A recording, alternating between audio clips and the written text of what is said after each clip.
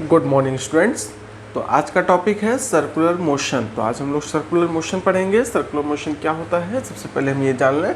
तो बेसिकली अगर हम सर्कुलर मोशन की बात करें, कोई भी पार्टिकल, कोई भी बॉडी अगर किसी सर्कुलर पाथ पे मोशन करती है, किसी सर्कुलर ट्रैक पे मूवमेंट करती है, तो उसको हम बोलेंगे सर्कुलर मोशन। यानी कि सर्कुलर मोशन, जैसे कि आपने देखा एक आपका सर्किल है जिसकी रेडियस r है, दिस इज r, एंड कोई पार्टिकल आपका जो है इस पर ऐसे मूव कर रहा है इस सर्कुलर ट्रैक पर, तो इस मोशन को हम क्या बोलेंगे? Circular motion. बेसिकली अगर हम सर्कुलर मोशन की बात करें तो सर्कुलर मोशन दो टाइप का आपका, first one is a uniform circular motion, इसको बेसिकली हम यूसीएम कहते हैं शॉर्ट में। और दूसरा आपका क्या है? Non uniform circular motion. Uniform circular motion और non uniform circular motion, basically दो टाइप्स हैं आपके सर्कुलर मोशन की। तो बेसिकली अगर हम देखें यहाँ पे ये आर इसका रेडियस है, कोई भी पार्टिकल अगर मूव कर रहा है इस सर्कुलर ट्रैक पर, तो जो ये ट्रैक की लेंथ हो गई यहाँ से यहाँ तक, दिस इज एक्स, इसको हमने कह दिया एक्स। और जो यहाँ पे एंगुलर डिस्प्लेसमेंट हुआ दैट इज थीटा।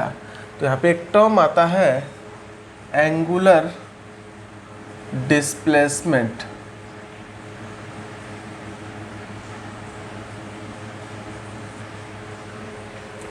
और एंगुलर डिस्प्लेसमेंट चूंकि थीटा इज इक्वल टू क्या होता है? Are upon radius. आर क्या हो जाएगा? X by r, x is equal to r theta.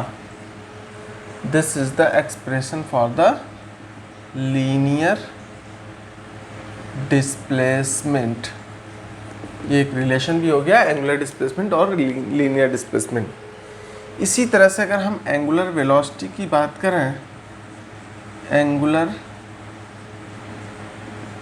Velocity that is omega. अगर कोई भी बॉडी यहाँ पे थीटा इनिशियली अगर यही हो जाए, सपोज करिए कोई बॉडी इस एक्सिस से मान लीजिए थीटा इनिशियल है और यहाँ से मूव करके ये ऐसे आ गई, दैट इज थीटा फाइनल है। तो यहाँ पे angular velocity omega is equal to क्या जाएगा? Theta final minus theta initial upon time. Total जो है डिस्प्लेसमेंट आपकी बात करेंगे, यानी कि omega is equal to total angular displacement upon time. इसी तरह से अगर हम एक्सीलरेशन की बात करें, इसको हम सीधे लिख सकते हैं omega is equal to delta theta upon t. ठीक है, डेल्टा मतलब चेंज। इसी तरह से नेक्स्ट अगर हम एंगुलर एक्सीलरेशन की बात करते हैं, एंगुलर एक्सीलरेशन, तो एंगुलर एक्सीलरेशन क्या होता है?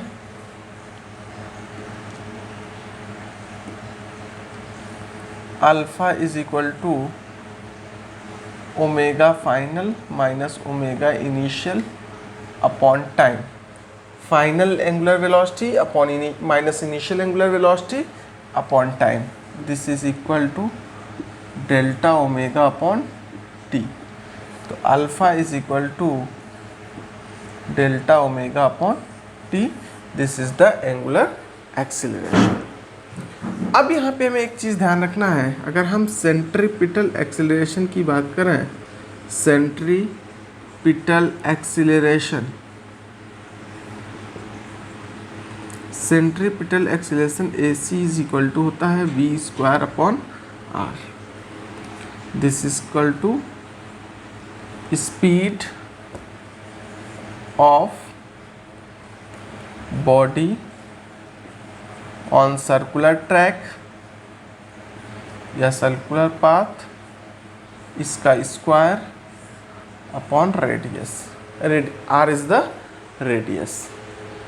इसी के साथ साथ अगर हम यूनिफॉर्म सर्कुलर मोशन की बात करेंगे तो उसमें क्या होगा कि अगर मोशन यानी कि जो स्पीड है वो क्या है, यूनिफॉर्म है, किसी भी सर्कुलर ट्रैक पर बॉडी का जो स्पीड है वो क्या है, यूनिफॉर्म है, तो उस केस में हम उसके मोशन को बोलेंगे यूनिफॉर्म सर्कुलर मोशन।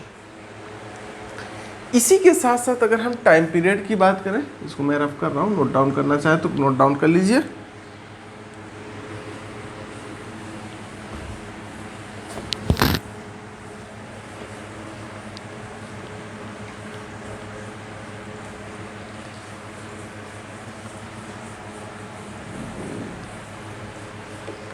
अगर हम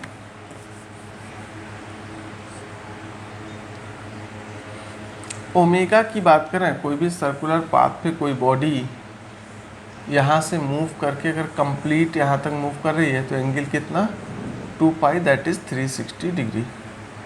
ठीक है, तो ओमेगा इज इक्वल टू 2 पाई, और जो एक कंप्लीट टाइम लग रहा है, एक कंप्लीट चक्कर लगाने में जो भी टाइम लग रहा है दैट इज़ टी। ठीक है, यानी कि टाइम पीरियड की अगर हम बात करें तो time period is equal to 2 pi upon omega, that is t is equal to 2 pi upon omega. यहाँ पर पाई की वैल्यू होती है 180 डिग्री। और इसी तरह से अगर हम फ्रीक्वेंसी की बात करें,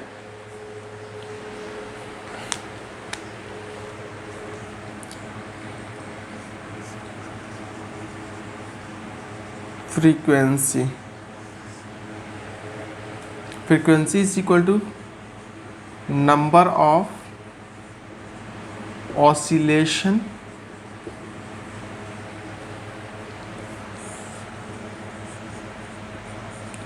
total time taken। यानी कि simply frequency by definition frequency क्या होती है, नंबर ऑफ ऑसिलेशन पर सेकेंड, यानी कि एक सेकेंड में कितना बार कोई भी पार्टिकल, कोई भी बॉडी ऑसिलेट कर सकती है, मूवमेंट कर सकती है, ठीक है, अपने मेन पोजीशन के अबाउट, उसको हम क्या बोलेंगे, फ्रीक्वेंसी। तो यहाँ पे क्या है, frequency is the number of oscillation पर सेकेंड। नंबर ऑफ ऑसिलेशन का मतलब यहाँ पे क्या है, एक कंप्लीट चक्कर लगाने को अगर हम एक ऑसिलेशन कंसीडर कर रहे हैं तो टोटल टाइम कितना हो जाएगा, टी। तो दैट इज फ्रीक्वेंसी। इस फ्रीक्वेंसी को हम बेसिकली न्यू से रिप्रेजेंट करेंगे, क्या लिखेंगे, 1/t, और 1/t will be equal to क्या जाएगा, ओमेगा अपॉन 2 पाई। यहाँ पे t की प्लेस पे यहाँ पुट करेंगे, ध्यान से इसे देख लीजिए कैसे होगा, 1/t की प्लेस पे 2 पाई अपॉन ओमेगा लिखेंगे, ये क्या जाएगा, ओमेगा अपॉन 2 पाई। अब अगर हम इसकी SI यूनिट्स की बात करें, इसकी SI यूनिट क्या होती है, SI यूनिट रेडियन, ठीक है, और इसकी SI unit radian per second. Clear. उसी तरह से अल्फा का SI unit radian per second square, ठीक है, और रेडियन को शॉर्ट में RAD भी लिखा जाता है। यानी कि अगर हम बात करें SI unit of theta is equal to radian, omega is equal to radian per second, और alpha is equal to radian per second square. ये तीन चीज़ें जो हो गई SI यूनिट्स। फ्रीक्वेंसी की SI यूनिट की हम बात करें, SI unit of frequency is equal to hertz और सेकेंड इनवर्स।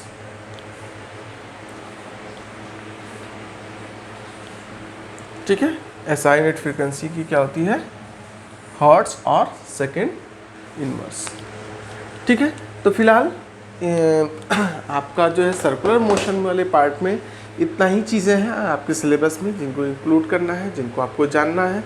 ठीक है, बाकी चीज़ें हम लोग आगे हायर क्लासेस में और ज़्यादा डिटेल में इसके बारे में हम लोग पढ़ेंगे, बट फिलहाल अभी आपकी सिलेबस के अकॉर्डिंग इतना पोर्शन सफिशिएंट है। ठीक है, बाकी इसी के साथ आपका ये चैप्टर भी कंप्लीट हो गया है। अब जितने भी एनसीईआरटी के क्वेश्चंस हैं, एग्जाम्पल्स हैं, इंटेक्स्ट क्वेश्चंस हैं या न्यूमेरिकल्स हैं, उनको आप लोग प्रैक्टिस करिएगा। नेक्स्ट क्लास में हम लोग इसके क्वेश्चंस प्रैक्टिस करेंगे, क्वेश्चन डिस्कस करेंगे, जो भी डाउट्स होंगे उनको डिस्कस करेंगे। ठीक है, आज के लिए फिलहाल इतना ही। Thank you.